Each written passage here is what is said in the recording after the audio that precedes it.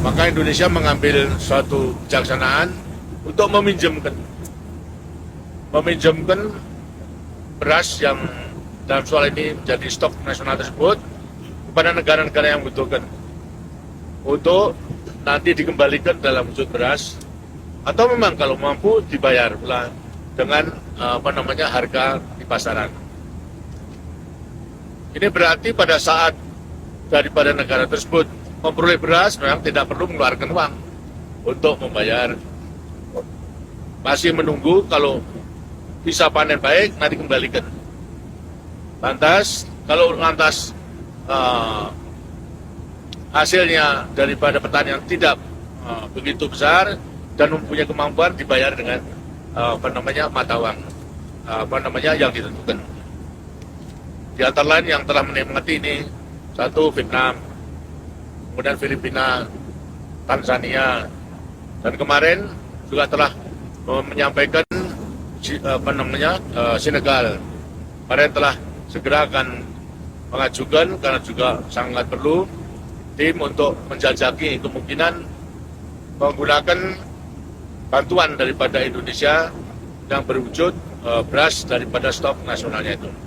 Bahkan sekarang di dalam pembicaraan juga kepada negara di Asia Tengah, ialah Uzbekistan, itu juga sedang menjajaki itu.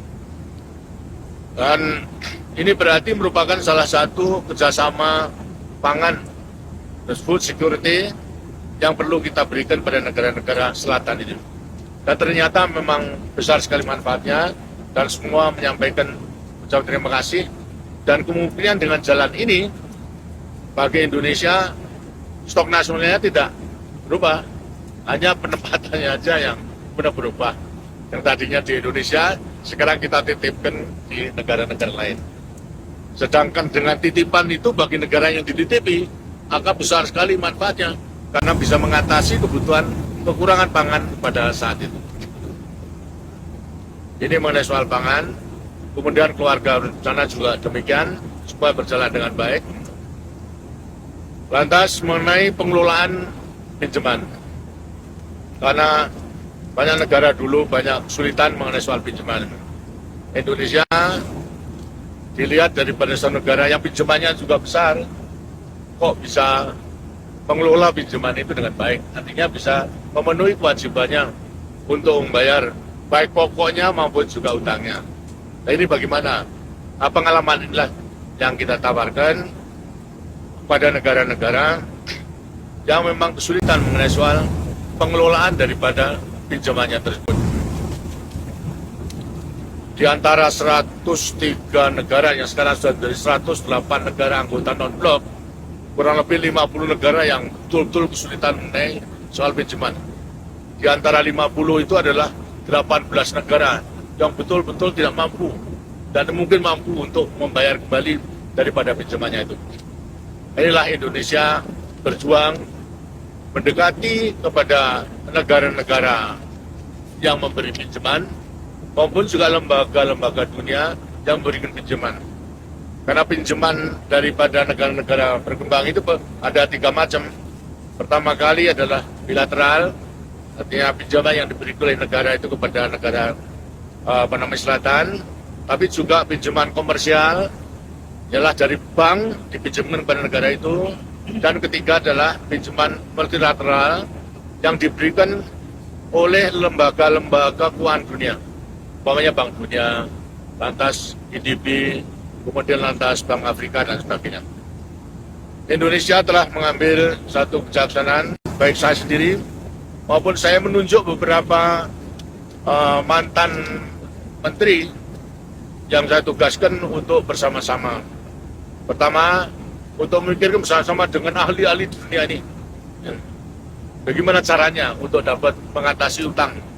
Sumbangan apa yang bisa kita berikan, mengenai pikiran-pikiran dan usaha-usaha untuk mengatasi pinjaman yang menyulitkan negara-negara yang bersangkutan, khususnya daripada 18 negara itu. Saya sendiri telah mengadakan pendekatan baik pada negara maupun juga secara kebetulan kemarin itu saya bertemu dengan presiden daripada Bank Dunia yang hubungan dengan pinjaman multilateral tersebut. Dari mantan-mantan menteri, diantaranya saya percayakan pada Profesor Wijoyo, kemudian dibantu oleh Saudara Radius dan juga oleh Saudara Sadeli. Gitu. Ini untuk mengadakan penjajakan dari semua negara-negara itu.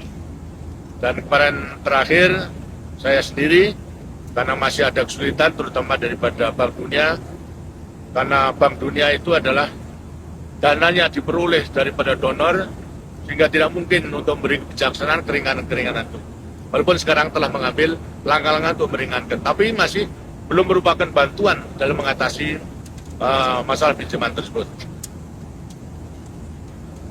Sekarang daripada Bank Dunia itu sudah memberi keringanan dan memberikan pinjaman dalam rangka IDA, akan tapi dengan persyaratan agar supaya kewajibannya untuk membayar pinjamannya itu harus dilakukan, padahal ya tidak mungkin. Yang berarti pula praktis tidak berjalan. Kemudian karena Indonesia pernah mengalami, menyarankan bahwa dibebaskan saja. Itu tidak mungkin, karena nanti sumber daripada dana yang macam-macam negara itu tidak akan memberikan, karena akan hilang. Maka Indonesia menyarankan, ya kalau tidak, ini coba diperingankan saja. Diadakan rescheduling seperti Indonesia dalam menyelesaikan masalah utang-utang yang lama. Dengan ketentuan-ketentuan yang berlaku pada IDA itu. Ialah 40 tahun dibayar, kemudian 10 tahun grace periodnya, dan tanpa bunga, atau bunga kecil. Yang berarti kalau itu bisa dilaksanakan, utang-utang yang lama itu diidakan 10 tahun belum akan bayar.